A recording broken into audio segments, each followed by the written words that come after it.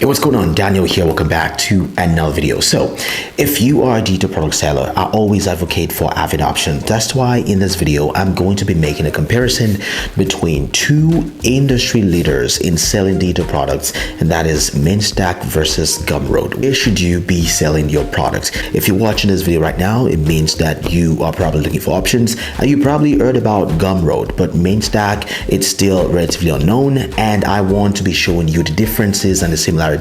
And at the end of the day, I'm going to be telling you exactly what I feel about these two products and which one I feel like you should be using. So let's dive right into it. So I'm going to be comparing across a variety of factors. Number one is the ease of use. What does it feel like to use each of these platforms?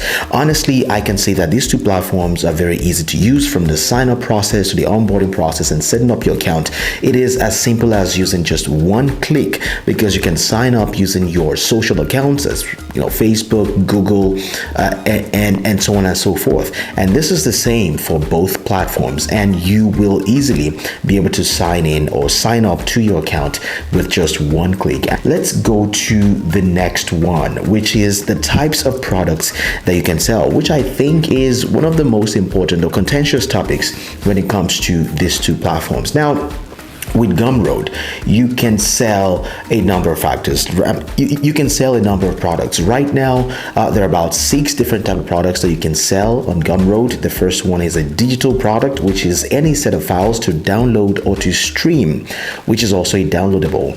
A course or a tutorial. You can sell a single lesson or teach a whole cohort of students. Ebook, as the name implies, ebook, PDF, EPUB, and MOBI formats. Membership, they say you can sell membership.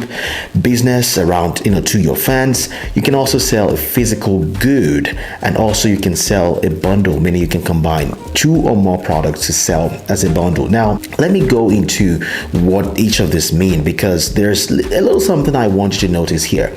So let's go with digital product. That is pretty much very straightforward. You sign up for a digital product, you price it, you upload your products, and that is it. Very straightforward. But when it comes to courses and tutorials, that is where I feel like there is a little bit of misalignment here. Now, when you talk about courses and tutorials, let's call this ABC 23, whatever that means, and let's price it at $12, right? When you go to customize, here's what you should keep in mind. Even though it says courses and tutorials, you still need to realize that Gumroad does not provide a modular way of setting your courses or uploading your materials or lessons or videos or whatever it is you need to really make a course. So as you can see, if we go to content, you will have to create the sections yourself, create the modules, and just arrange it. In fact, honestly, this is not a knock on Gumroad whatsoever. It is just somehow misleading to say that you can create your course and you get in there and you have to create the whole thing yourself. I know platforms that says you can create courses. All you have to do is sign up to these platforms and go upload your videos, put your content and your resources and your downloadables and your worksheets and everything you need for someone to learn. All you have to do is go in there and upload them. But on Gumroad, it is simply not the same. And I think that is kind of misleading. So even though they call it courses, I don't think you can create a course with Gumroad. And ebook. Ebook is also a type of downloadable, meaning you can sell something that is easily viewable online, but just in different formats like PDF, EPUB, MOBI formats. I don't even know anyone. I don't know anyone who has wanted to download an ebook in an EPUB format unless you have a Kindle or maybe a different type of gadget. Then membership. Gumroad's membership has the same problem that I pointed out with the course and the tutorial, and that is because as a membership, you would think that you'll be able to have a platform to bring in your members and be able to share with them. For example, let me show you what it looks like in a school community. This is a school community. You have your community, you have your classroom, you have your calendar, you have your members area, you have your leaderboards, and you have your about. That is pretty straightforward. That is what it means to have a membership community. But it is almost the same when you try to create a membership with Gumroad, for example. The only thing I can say is that you can charge people, recurrently, meaning every month or every 3 months, every 6 months, or every year. Now, let's put it at every month. When you click on continue, then you'll be able to see that there isn't a members area. The only thing you can do here is to integrate your Circle community. So Circle is a third-party membership site that allows you to host memberships, and if you toggle that, you'll be able to put in your API key to connect the two platforms. That is the only way to host your membership on Gumroad. So they tell you that you can host a membership, but that is really not the case. Then you can sell physical goods and you can sell a bundle, which is pretty good. But let's look at Mainstack on the other hand. What does that really look like on Mainstack, right? So on Mainstack, as you can see, I'm in my account. If you go to manage your store activities, this is your storefront. These are some of the products that I have in there. Now I'm going to attempt to add a product, and you can see that it is almost very similar to each other. Mainstack, you can sell a data product, you can sell a masterclass, trainings, workshops, webinars, event tickets, and other. Now, what does really mean?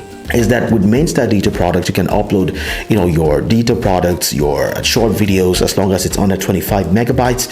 You can host your masterclasses. Masterclasses mean that you can include your date and time, and you can reserve seats with your training. So there's a masterclass and there's a training. So with training, you have your date and time, and you can reserve seats. People can reserve seats, and on your training dashboard or your store dashboard, it's going to tell people how many seats are remaining. Say, for example, you have 50 seats for your for your training. As people order the tickets, it's going to count down from 50 until it reaches 0.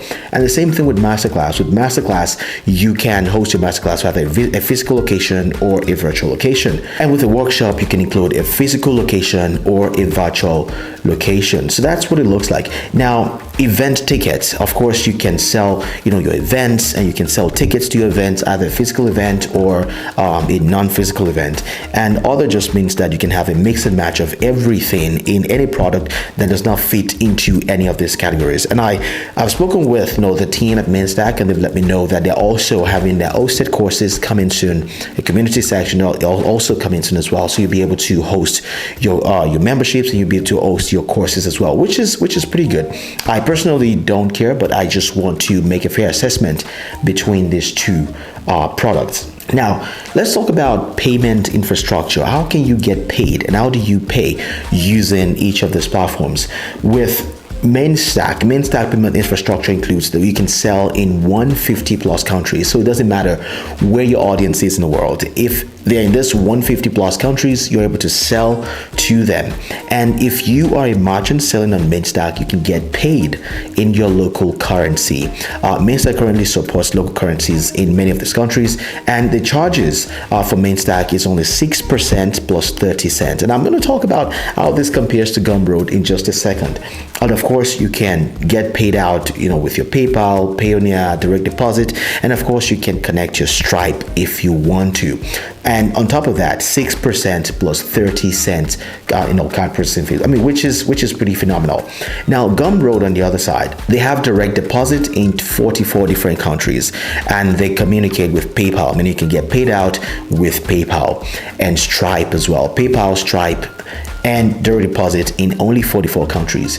But they have no Payoneer integration, meaning if you're outside of this countries, if you're in, say, Africa, for example, and you cannot use PayPal, any country that doesn't use PayPal, where Payoneer is like the only real option, they cannot pay you out. They have that, very boldly stated on their website. And on top of that, the charges on Gumroad is 10% flat fee plus card processing fee, plus if you use PayPal, for example, plus PayPal fees, which I think is a lot. So if you sell 1,000, Gumroad is taking $100 plus 2.9%, I believe it is, card processing fee. Meaning you're paying up to 13% on your money. Why is that? So this is sort of like why I feel like these two, how I feel like these two platforms just stack up to each other. And one last thing that I need to mention that Mainstack has that is very noteworthy that Paystack does not have is the fact that Mainstack has a link in bio feature.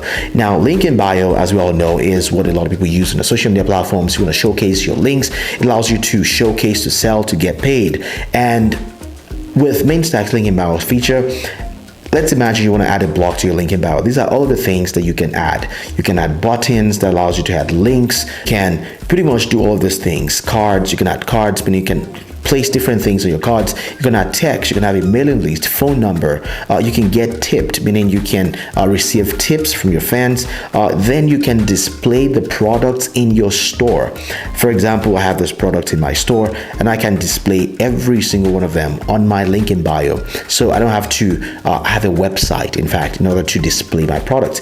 Then you can also have an image, audio, PDF, tweet, Calendly, connect your calendar if you want to. Also, you can connect your podcast and people can play directly inside of the Linkin Bio, which I think is pretty sweet.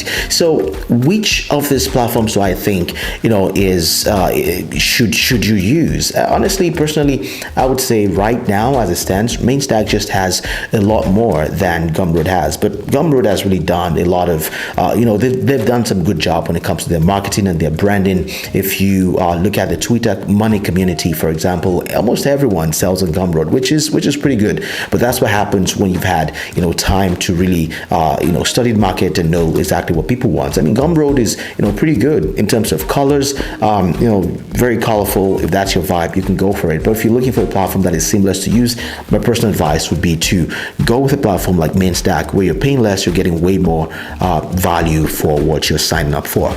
Anyways, I hope this video has been helpful. For that, consider subscribing, and also don't forget to check out my school community down below. It's where I teach you if you're trying to grow an online business, trying to grow a thriving business using content as a main driver, teaching you everything you have to know or that you need to know to make money. Go join the school community. I'm giving a lot of value in there, and a lot more is still to come. So first link or second link in the description down below, and I hope to see you in there. Again, I'm Daniel, and I will see you in the next video. Take care now. Bye.